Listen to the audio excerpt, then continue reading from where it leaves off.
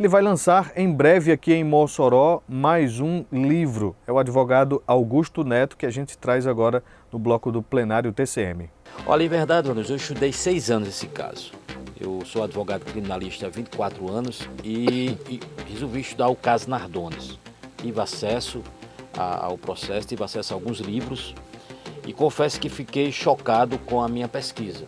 Eu li alguns livros, na minha pesquisa tem 5 livros escritos sobre o caso Nardones. O meu é o 5º livro. E eu confesso que as provas são fraquíssimas para a condenação do casal. Fraquíssima.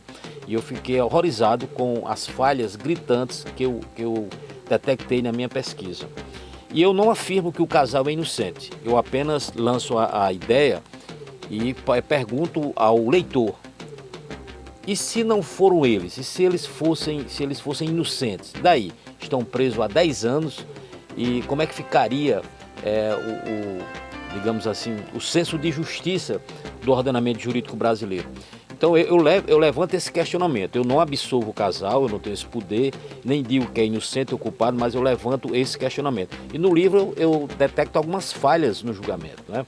Por exemplo, é um processo sem nenhuma testemunha ocular, é um processo em que a prova pericial ela falou mais alto, ela praticamente falou pela Isabelle Nardoni, né, pela criança. A criancinha foi ressuscitada para falar nos autos através da prova pericial. E isso comprometeu muito a defesa do casal. Vamos pegar um pequeno exemplo. Quando a menina foi jogada do 6º andar do edifício London, fizeram uma ligação para o setor de emergência para a polícia militar. E nisso, quem chegou primeiro à cena do crime, foi um cidadão chamado Tenente Neves. Ele não foi acionado pelo setor de emergência, ele estava a 500 metros da cena do crime. 500 metros para São Paulo é praticamente um pulo, e ele chegou na cena do crime sem ser acionado. Você pode pegar qualquer reportagem da Globo, da Record, você vai ver o Alexandre Nardoni fazendo um gesto e tem um policial branco ali olhando ele. Ali é o Tenente Neves. Ele foi responsável pela varredura de todo o edifício.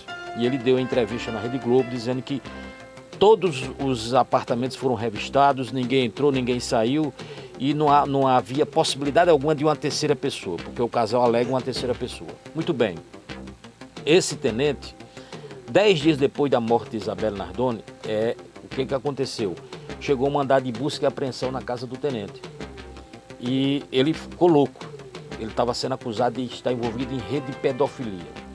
Encontraram na casa dele várias fotos de crianças, inclusive foto de Isabelle Nardoni. E quando esse mandado chegou na casa dele, ele correu para o banheiro, pensando que era um mandado de prisão. O delegado: tenente, não corra, que é mandado de busca e apreensão. Enfim, ouviu-se um disparo, ele meteu bala na nuca e suicidou. E abafaram isso não foi investigado. O que pesa contra o casal é a questão do tempo, porque o casal alega que quando chegou ao edifício London, o Alexandre Nardoni subiu com Isabelle, deixou a Isabelle no quarto e Ana Carolina Jatobá ficou com as 2 criancinhas esperando que o Alexandre voltasse.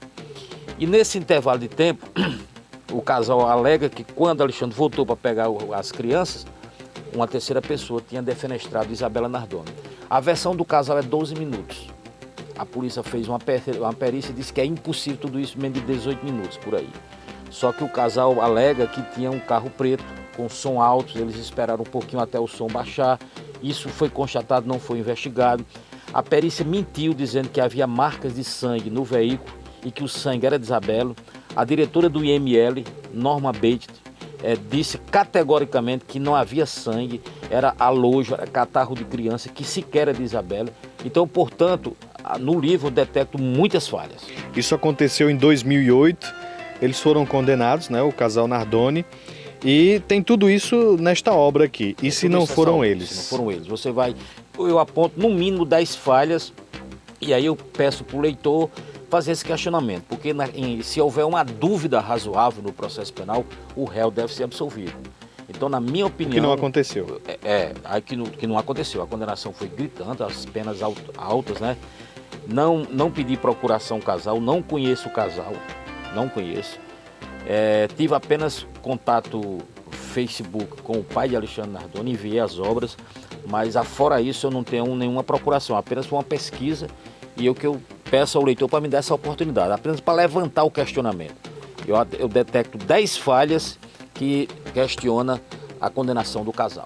Interessante, eu dei já uma folheada, né, neste E Se Não Foram Eles, realmente dá para você aí ter uma noção de todo esse percurso aí da perícia e análise aqui de Dr. Augusto Neto. Agora, falar sobre este caso seria mais, digamos assim, concreto, porque aconteceu em 2008, com entrevistas, com fatos ali de perícia, mas quando o senhor coloca aqui esta outra obra, O Advogado de Cristo, o que o senhor quer dizer aqui através dessas folhas, desta 6ª edição, né, desta obra do senhor? Amigo, essa nossa obra, devido até à minha limitação intelectual, eu criei uma obra nova no ordenamento jurídico brasileiro. Existe mais de 100 mil livros escritos sobre Jesus durante a história. O meu talvez seja o único, e eu não fiz isso intencionalmente, foi por limitação intelectual. Eu defendo Jesus com o direito de hoje. Os fatos são do passado, sem mudar nada. Todos os fatos eu coloco do passado, só que o direito, eu coloco o direito de hoje. Aí eu pergunto ao leitor, depois que lê as 210 páginas do meu livro, e aí, se Jesus fosse julgado hoje, ele seria absolvido à luz da Constituição e do CPP? Esse é o meu questionamento. Agora, os fatos que aconteceram, eu não mudo absolutamente nada. Por exemplo? Vamos lá. Eu detalho a prisão de Jesus. Ele foi preso à noite no Jardim Getsemane e foi preso sem nenhuma condição de flagrante, sem mandado de prisão preventiva, sem mandado de prisão temporária. A prisão foi ilegal. Jesus foi acusado de 4 acusações: ter o atrevimento de entrar em Jerusalém aclamado por uma multidão, destruir o templo, se autoproclamar rei dos judeus, negar tributo a César. E eu coloco fatos do passado mostrando que ele é inocente dessas acusações. Um pequeno exemplo: ele foi acusado de ameaçar a destruição do templo. Olha, o templo foi destruído 40 anos depois, após a morte de Cristo. Portanto, uma acusação sem sentido. A própria acusação dele negar tributo a César, a Bíblia Sagrada mostra que ele manda o Pedro pescar e que encontra uma moeda na boca do peixe e pague o imposto de Pedro e de Cristo. Ele não tinha essa intenção de sonar, ele não era esse revolucionário. A revolução de Cristo era mais espiritual. Então, eu acho que as provas dos fatos, elas são muito fracas também para condenar Cristo. E assim a gente encerra mais um plenário TCM, que traz as entrevistas do programa Meio Dia Mossoró, que vai ao ar na rádio TCM 95 FM.